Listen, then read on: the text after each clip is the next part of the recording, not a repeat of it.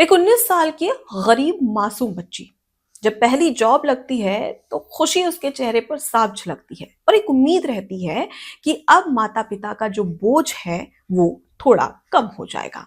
और इसी खुशी के साथ में वो एक रिसोर्ट में जॉब करने लगती है। लेकिन उसे क्या पता था कि जिस रिसोर्ट को लेकर वो अपने भविष्य में सपने बुन रही थी, तमाम जो सपने देख रही थी, वही रिसोर्ट में उसकी हत्या की साजिश रची जाएगी। हम बात कर रहे हैं अंकिता भंडारी हत्याकांड की, जिसे लेकर फिलहाल देहरादून से लेकर दिल्ली तक विरोध प्रदर्शन हो रहे हैं और मांग की जा रही है कि वो वीआईपी है जिसका नाम इसमें सामने आ रहा है, उसका नाम सामने किया जाए। और उसके साथ ही साथ ये भी मांग की जा रही है कि सीबीआई जांच करे और जो कोर्ट के जज होते हैं, जो सेवानिवृत्त जज हैं, उनकी निगरानी में इसकी जांच की जाए। अब विरोध प्रदर्शन तो पूरे देश भर में देखने को मिल रहा है और इसके पीछे जो सियासत हो रही है वो भी देखने को मिल रही है। लेकिन सच क्या है? जब पहले ही 3 लोगों को उम्र कैद की सजा सुनाई जा चुकी है, तो फिर भी क्यों वीआईपी का नाम सामने आ रहा है? इसके पीछे की पूरी कहानी क्या है? और सवाल यह है कि आखिर वो वीआईपी कौन है? और एक ऐसा ऑडियो हम आपको सुनाने जा रहे हैं जिसमें इस वीआईपी का नाम भी छिपा है। आज इसी पर बात करेंगे विस्तार से। नमस्कार, मैं हूं आपके साथ अनुपमा खोपरे और आप देख रहे हैं एबीसी न्यूज। दरअसल हाल ही में अंकिता भंडारी हत्याकांड को लेकर एक बार फिर से गहमा गहमी की स्थिति देखने को मिल रही है। देश भर में विरोध प्रदर्शन हो रहे हैं और इसकी तस्वीरें भी सोशल मीडिया पर खूब वायरल हो रही है। लेकिन सवाल यह है कि आखिर अंकिता भंडारी के साथ में हुआ क्या था और ये घटना कब की है और फिलहाल इस पर क्या अपडेट सामने आया है, और उसके साथ ही साथ उस वीआईपी चेहरे से भी आज हम पर्दा हटाने वाले हैं। दरअसल 18 दिसंबर 2022 का ये पूरा मामला है जब अंकिता भंडारी की हत्या कर दी जाती है। जी हाँ, एक मासूम बच्ची जो गरीब परिवार में जन्मी, अपने परिवार की गरीबी दूर करने के लिए 12वीं पास की, उसके बाद में होटल मैनेजमेंट का कोर्स किया और जब होटल मैनेजमेंट का कोर्स कंप्लीट हुआ तो एक रिसोर्ट में जॉब करना शुरू कर दी।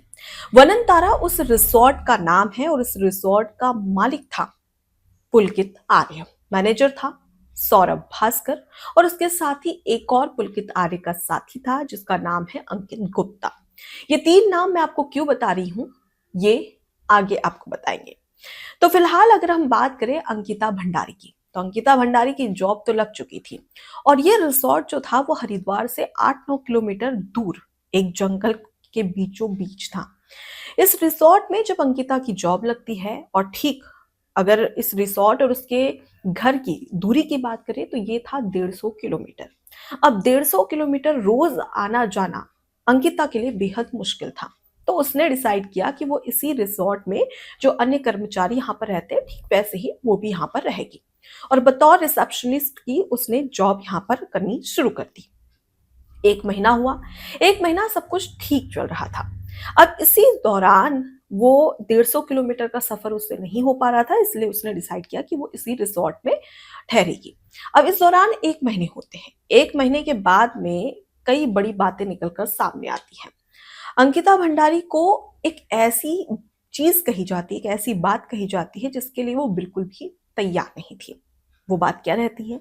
दरअसल जो वननतारा रिसोर्ट का जो मालिक था पुलकित आर्य, पुलकित आर्य ये चाहता था कि अंकिता भंडारी उसके जो गेस्ट है, जो वीआईपी गेस्ट है, उसके लिए स्पेशल सर्विस दे, यानी कि स्पेशल ट्रीटमेंट दे।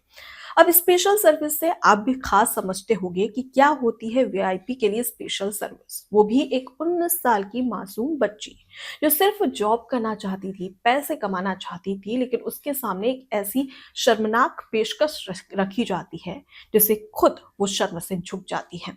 और इस दौरान वो इसके लिए आवाज उठाती है। वो कहती है कि वो इस बात के लिए बिल्कुल भी तैयार नहीं है।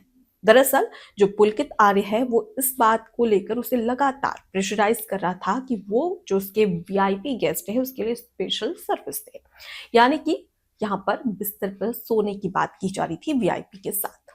अब इस तरीके से अंकिता भंडारी इस पर एक्शन लेती है और कहती है कि वो इस बात के लिए बिल्कुल भी तैयार नहीं है। वो काफी नाराज होती है। अब इसी बीच में अंकिता अपने एक दोस्त को मैसेज करती है और चैट पर सारी बात बताती है कि वो इस रिसोर्ट में किस तरीके से असुरक्षित महसूस कर रही है, उसके साथ में क्या क्या चीजें हो रही है। वो अपने माता पिता को तो नहीं बता सकती थी क्योंकि उसके माता बहुत दूर रहते थे माता पिता, और काफी ज्यादा परेशान हो जाते। तो उसने सही समझा कि अपने दोस्त के साथ में इस परेशानी को शेयर किया जाए। जब वो अपने दोस्त से ये सारी बातें कहती है, इसी दौरान जो पुलकित आर्य है, और आपको ये भी बता दें कि पुलकित आर्य जो उत्तराखंड के पूर्व राज्य मंत्री है विनोद आर्य, उसका बेटा है पुलकित आर्य, जिसका ये रिजॉर्ट रहता है। अब इसी रिजॉर्ट में जब अंकिता भंडारी मना कर देती है स्पेशल सर्विस देने से, जिसके बाद में पुलकित आर्य और अंकिता भंडारी के बीच में गहमा गहमी होती है। लगातार दोनों एक दूसरे से गुस्से में बात करते हैं।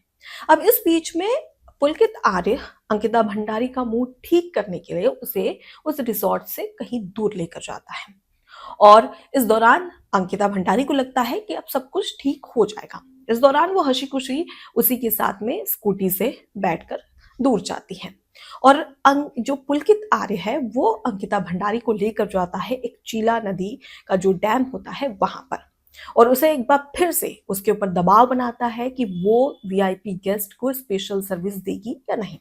जब अंकिता भंडारी इस पर गुस्सा करती है और एक बार फिर से मना करती है, तो उस पर दबाव बनाने का प्रयास किया जाता है, और जब वो फिर से मना कर देती है तो उसे ढकेल दिया जाता है उस चीला नदी में, जिसमें उसका शव एक हफ्ते के बाद मिलता है। अब जब इसका अंकिता भंडारी का शव मिलता है तो उसके बाद में हड़कंप मच जाता है, और ये सवाल खड़े किए जाते हैं कि एक बतौर रिसेप्शनिस्ट एक 19 साल की बच्ची जो कि वननतारा रिसोर्ट में काम कर रही थी, और अचानक से उसकी एक हफ्ते के बाद में लाश मिलती है। और सबसे हैरान करने वाली बात है कि ये जो पुलकित आर्य है वो खुद पुलिस में गुमशुदगी की रिपोर्ट दर्ज करवाता है। इसके बाद में पुलिस को शक होता है। माता पिता कई बार यहाँ पर कहते हैं, न्याय की गुहार लगाते हैं, और उसके बाद में उत्तराखंड के देहरादून में उस समय भी 2022 की बात करी, उस समय भी जमकर प्रदर्शन होता है, और प्रदर्शन करने के बाद में जब ये पूरा मामला पूरे देश भर में जमकर इस पर हंगामा होता है, जिसके बाद में न्याय की मांग की जाती है, और इसी के तहत 3 लोगों को आरोपी बनाया जाता है, जिसमें पुलकित आर्य और होटल का जो रिसोर्ट का जो मैनेजर था सौरभ, उसे सौरभ भास्कर, और एक उसका पुलकित आर्य का साथी था अंकित गुप्ता। इन तीनों को गिरफ्तार कर लिया जाता है। जब जांच की जाती है तो पुलकित आर्य खुद अपने मुंह से कबूल करता है कि हाँ, उसी ने अंकिता भंडारी को ढकेला था, और इसमें हम तीनों का हाथ है। जब पूरी बात निकलकर सामने आती है तो उसी दौरान कोर्ट सजा सुनाता है, और तीनों को उम्र कैद की सजा हो जाती है, और ये तीनों अब भी उम्र कैद की सजा काट रहे हैं। लेकिन अब सवाल ये खड़ा होता है कि अंकिता भंडारी हत्याकांड में जिन 3 दोषियों को यहाँ पर सजा मिल चुकी है, तो उसके बावजूद भी अब फिर से ये मामला क्यों सामने आया है। दरअसल 2022 में जो न्याय मिला था वो अधूरा था, जबकि अब भी अंकिता भंडारी को पूरा न्याय मिलना बाकी है। ये आखिर हम क्यों कह रहे हैं? क्योंकि अब एक ऐसी ऑडियो सामने आई है जिसने पूरे देश भर में एक बार फिर से हंगामा खड़ा कर दिया है।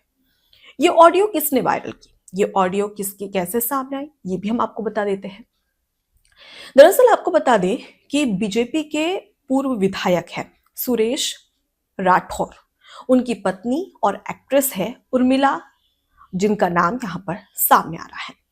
आपको बता दें कि उर्मिला ने सोशल मीडिया फेसबुक पर एक दिन फेसबुक लाइव किया। जब वो फेसबुक लाइव करती है तो उस दौरान वो अंकिता भंडारी हत्याकांड का जिक्र करती है, और उर्मिला ये कहती है कि जिसमें अंकिता भंडारी को अब तक अधूरा ही न्याय मिला था, पूरा न्याय नहीं मिला है। उसके साथ ही उर्मिला ये भी खुलासा करती है कि उसके पास में एक ऑडियो है जो बताता है कि कौन से वीआईपी के लिए अंकिता भंडारी को स्पेशल ट्रीटमेंट देने की बात कही जा रही थी, और इसी के तहत वो नाम भी सामने आ जाता है, और उसमें एक ऑडियो रिलीज करती है, यानी कि फेसबुक लाइव पेज पर वो खुद सामने आती है और अपने मोबाइल फोन से उस ऑडियो को सुनाती है और बताती है कि इसमें किसका नाम है। दरअसल आपको बता दें कि जो बीजेपी के निष्कासित पूर्व विधायक है सुरेश राठौर, उनकी पत्नी है उर्मिला। अब इन दोनों के बीच में लड़ाई झगड़े हो रहे थे और इसी दौरान उर्मिला का कहना था कि लड़ाई झगड़े के दौरान ही जो उनके पति है सुरेश राठौर, वो एक बात कहते हैं और वो जिक्र करते हैं अंकिता भंडारी का। वो कैसे? दरअसल यहाँ पर सामने आ रहा है कि उर्मिला हमेशा से बीजेपी के राष्ट्रीय महासचिव दुष्यंत कुमार गौतम को अपना मुंह बोला भाई करार देती थी और हमेशा से उनकी तारीफ करती थी।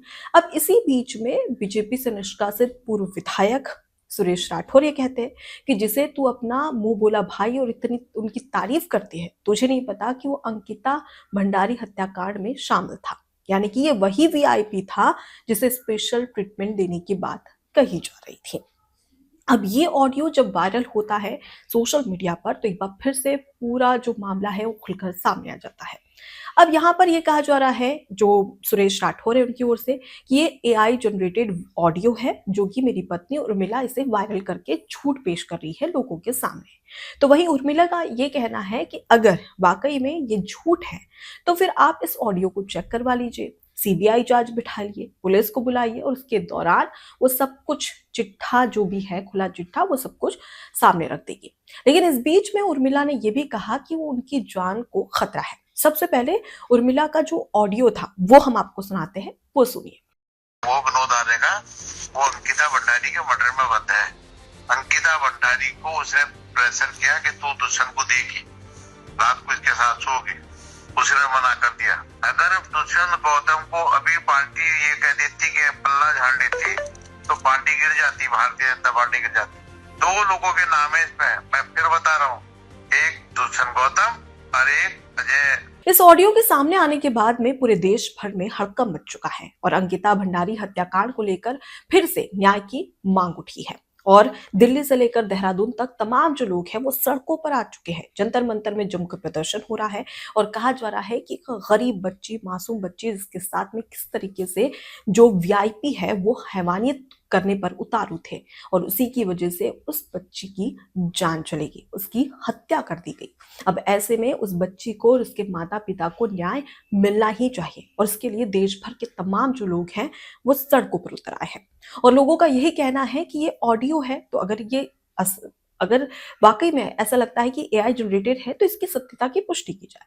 खुद उर्मिला मीडिया के सामने आकर उस ऑडियो को भी सुना रही है और वो ये कह रही है कि इसके अलावा भी बहुत सारी चीजें उसके पास में है जो बताते हैं कि किस तरीके से अंकिता भंडारी हत्याकांड में कई लोग शामिल थे और ये कई वीआईपी है और जिनका नाम यहाँ पर सामने आ रहा है। इन्हीं नामों को लेकर अब जमकर सियासत हो रही है। कांग्रेस और बीजेपी आमने सामने नजर आ रही है। कांग्रेस ये कह रही है कि जो बीजेपी ये कहती थी कि बेटी बचाओ बेटी पढ़ाओ, अब उन्हीं के नेता किस तरीके से बेटियों पर अत्याचार कर रहे हैं, उनके साथ में दुराचार कर रहे हैं, ये साफ तौर पर नजर आता है। तो इस पर सियासत तो जमकर देखने को मिल रही है। दूसरी ओर उर्मिला ये भी कह रही है कि अगर आपको लगता है कि एआई जनरेटेड है तो मैं खुद, अगर आप ये साबित कर दो तो मैं खुद आपको पैसे दूं। उसके साथ ही वो ये भी कहती है, दावे करती है कि ये असली ऑडियो है और इसकी जांच अगर आपको लगता है तो करें, मैं इसके लिए पूरी तरीके से तैयार हूं। अब दूसरी ओर जो अंकिता भंडारी के माता पिता है उन्होंने साफ तौर पर कह दिया है कि हमारी बेटी को अभी भी अधूरा न्याय मिला है, हम चाहते हैं कि पूरा न्याय मिले और जिस वीआईपी की बात की जा रही है उसे लेकर सीबीआई जांच हो और जांच के तहत अंकिता भंडारी यानी कि हमारी बेटी को पूरा न्याय मिले। अब इससे को लेकर जमकर सियासत देखने को मिल रही है। फिलहाल इस पूरे मुद्दे को लेकर आपकी क्या राय है और उसके साथ ही बेटियों की सुरक्षा को लेकर आपकी क्या राय है, कमेंट बॉक्स में जरूर बताएं। नमस्कार। एबीसी हिंदी न्यूज, आज ही जुड़िए हर खबर के साथ।